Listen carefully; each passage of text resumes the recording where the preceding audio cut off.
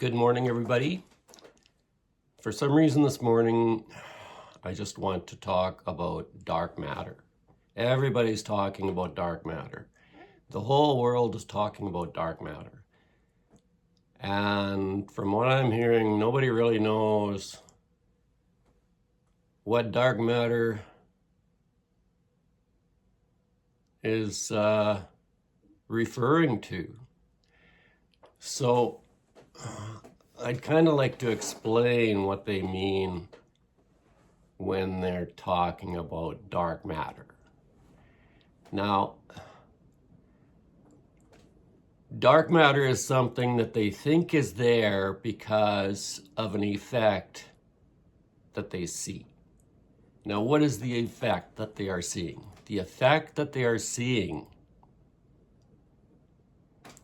is that a galactic arm stays in one piece as it goes around the galaxy, with the inner stars going around just as fast as the outer stars. And they're just so amazed that those outer stars aren't lagging behind like they're supposed to be, according to our theory of gravity, that they think that the reason must be because there's invisible dark matter surrounding the galaxy somehow and pulling these outer stars around faster.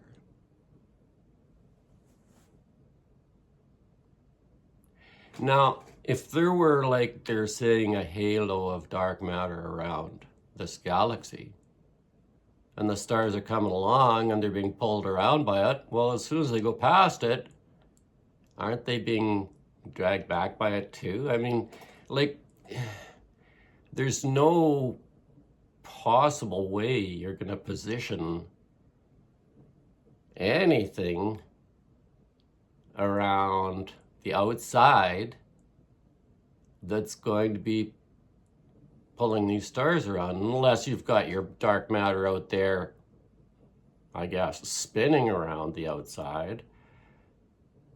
That could pull the outer stars around faster. I mean, but no. And so this is the reason that they're talking about dark matter, is they're trying to put invisible matter around galaxies to make the galaxies go the way that our theory of gravity says that they should go.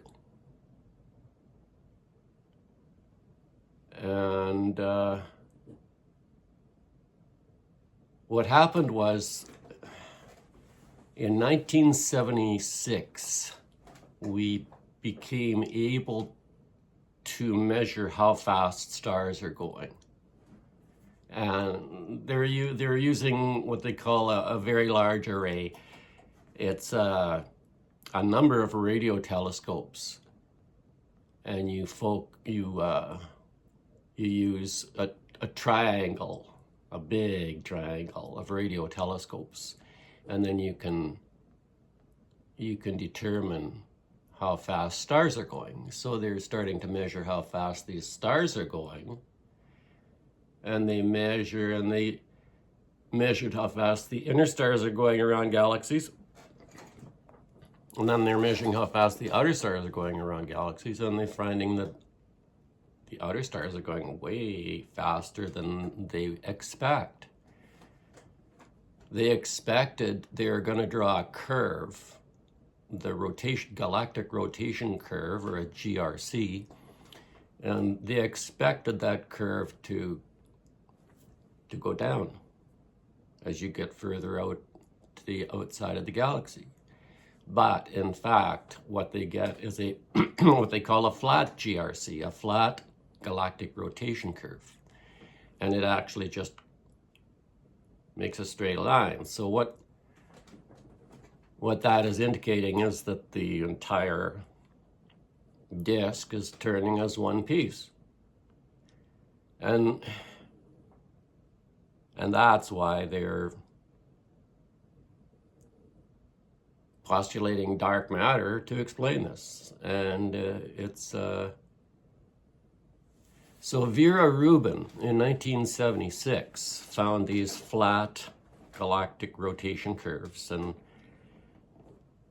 and suggested that it was invisible matter, dark matter. And dark matter had actually been postulated back in 1933. A guy named Fritz Zwicky was looking at globular clusters that are in the galactic halo. There's these clusters of stars, and he was seeing that they were moving too fast somehow, and he thought that the only reason that that could happen was maybe some invisible matter, and he was the first one to talk about dark matter. So Vera Rubin just came up and just dug that back up and said, oh, well, maybe it's this Fritz Zwicky's dark matter that's causing the entire disk to turn as one unit rather than everything get left behind at the outside, like our galactic, or like our theory of gravity says. So anyway, it's pretty, dark matter is pretty silly right from the get-go.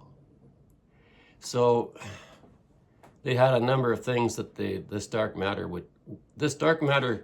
that they postulated, you know, it would have to stay in the same place, in the right place, to cause these stars to go around fast enough, right? You couldn't have the dark matter clumping together, because then it would get out of place. The dark matter would get clumped together, and then your poor little stars wouldn't be being pulled around properly, right? So the dark matter that they postulated it would be like,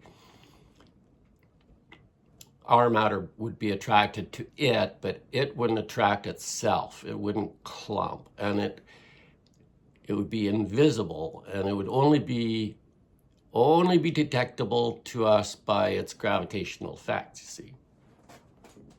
Well, so now we're spending a lot of money trying to detect it by some other means, when we postulated that it couldn't be detected by any means other than gravity, and we made it up in the first place.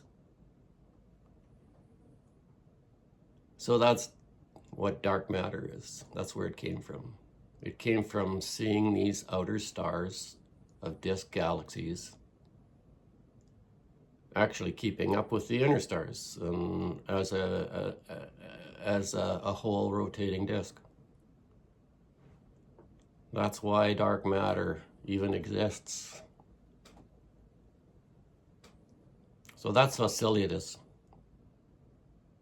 It's pretty silly. Anyway, have a good day.